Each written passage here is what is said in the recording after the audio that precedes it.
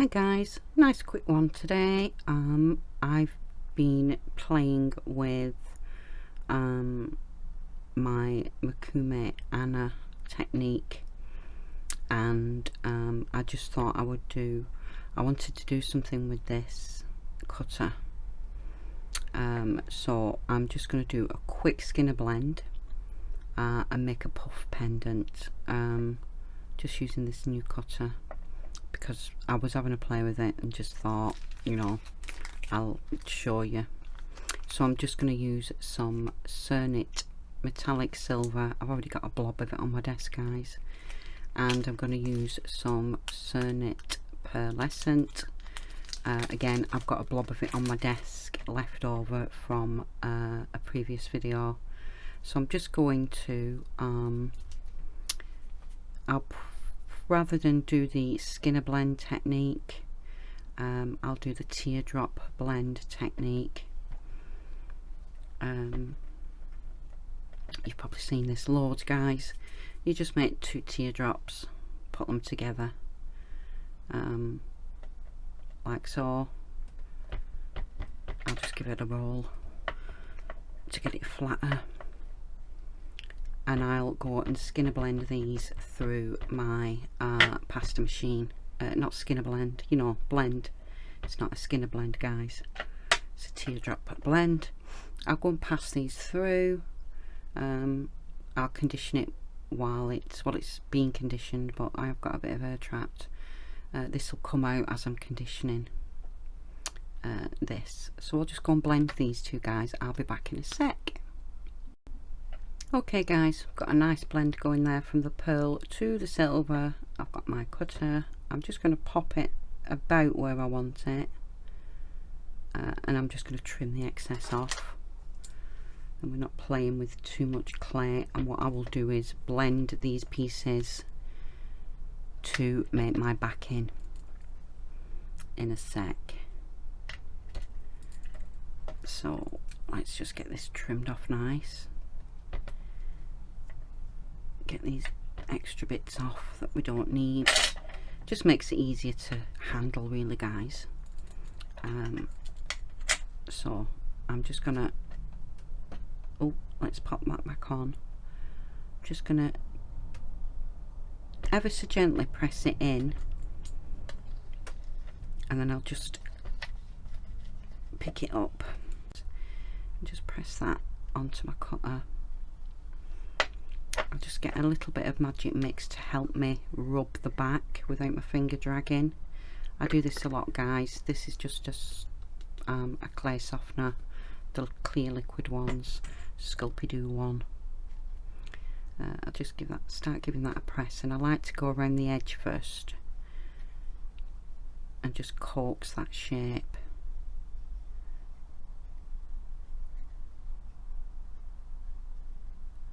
Like so. There's a lot of debate, and people have asked me about putting a hole in your puffy pendants or not putting a hole in your puffy pendants. Now, no matter what I do, I've never had a pendant collapse on the nice face, but I do sometimes get a dimple in the back, whether I put a hole in or not. So I just don't bother now when I'm doing this, especially if I'm cutting a hole in. If I was just doing it puffy like this, I'd maybe slide a little one in once I've put the base on, you know, just through the side. But if I'm putting a hole in, which I'm going to do with this one, then I don't tend to bother at all. Okay guys,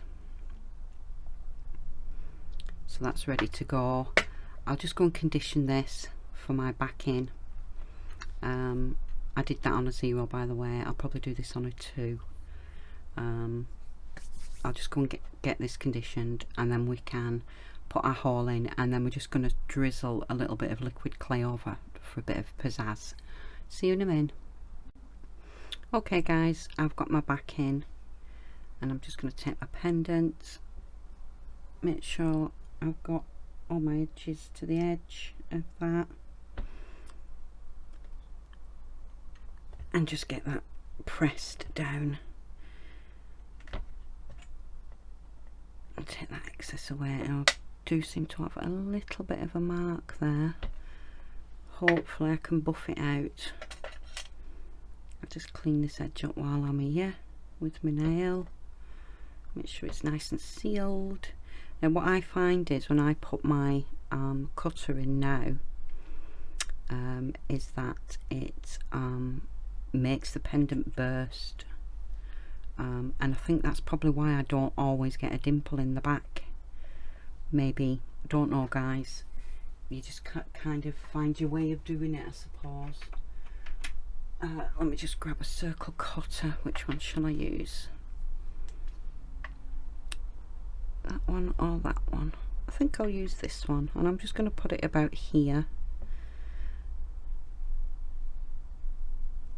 and just start to gently press, and there we go. There's my puffy pendant ready to go. I shall just pick this up, pop it on a bit of paper. Mine's deflated a little bit, but we'll see how it bakes. It might be okay.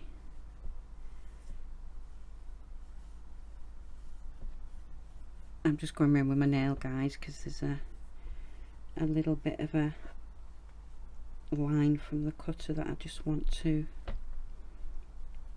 smooth out. I think it's when I was messing with the doodah, the shape. Oh, before we do that, I will leave it on this paper while I do it. I was just going to jazz this up a bit with some, I think I'll use Sculpey. Just got some Sculpey silver bakeable medium. In fact, I'll pause a sec guys. This, I haven't used this for a while. It's going to need a really good mix up. If you haven't seen my videos about liquid clay, go and have a look. I put glass beads in the bottom to make sure that they mix well. I'll just go and give this a good mix. I won't be a sec. Okay guys, I've had a good shake now. Just make sure, hang on, where's the wet wipe? I'll just make sure my nozzle's clean before I start. Oh, that didn't want to come out. Right, clean nozzle. Make sure you've got some in your nozzle. And then I'm just going to, because that will be the top of my pendant, I'm just going to go and put a line across like this. Start off the pendant and onto the paper. And I'll just do 3, I think. 3's enough. There we go. Just to jazz it up a little bit, and I will lift it off this paper now, gently away from that other clay. Just wipe my finger around where it's run. Oh, I'm trying to get another piece of paper, my elbow's catching on my blade. Okay, let's pop this down. There we go. Right, I'll go and pop this in the oven. I'll see you when it's baked. See you in a minute. Hi guys, okay, we're baked. And do you know, I'm not gonna buff it. I really love how this matte look has come out. I've got a little mark there, which if I'd have planned my lines a bit better, it would have covered them, but I just really like how it looks matte, so I'm not going to buff it. And I haven't got a dimple in my back. Okay, my back's a bit of a mess guys. I did put it through on a texture sheet, but it wasn't the best texture, so yeah, no dimple. So you can see with me, sometimes I get dimples in the back, sometimes I don't. Now those of you that get collapses and dimples, I put my clay into a hot oven. I don't bake from cold, so maybe that sets the clay on the surface to stop it collapsing. I don't know guys, it's just one of those things that sometimes I get a dimple in the back, sometimes I don't. It's weird. Right, all I'm going to do with this, guys, is dead simple. I've shown you this before, but I'm just going to do it with this silver grey cord. 2 cord. You need 4 cords to do this. I've just got it doubled over because it's easier. So 2 cords, you're going to go over and through and under with 1 cord, and then coming from the other side, you're just going to repeat that. So you just go over your pendant and under your pendant, and then you get this. If I can just, let me just pull these out straight, and then you get this really lovely crossover look on your pendant. Can you see? And they're just looped through from different directions. It looks especially effective with sari ribbon if you do that, but it's just a nice look, isn't it, with the crossover. So there you go, guys, a really simple, quick, puffy pendant using my new wonky square. I think Sarah's put it in the shop actually, so go and have a look. And there's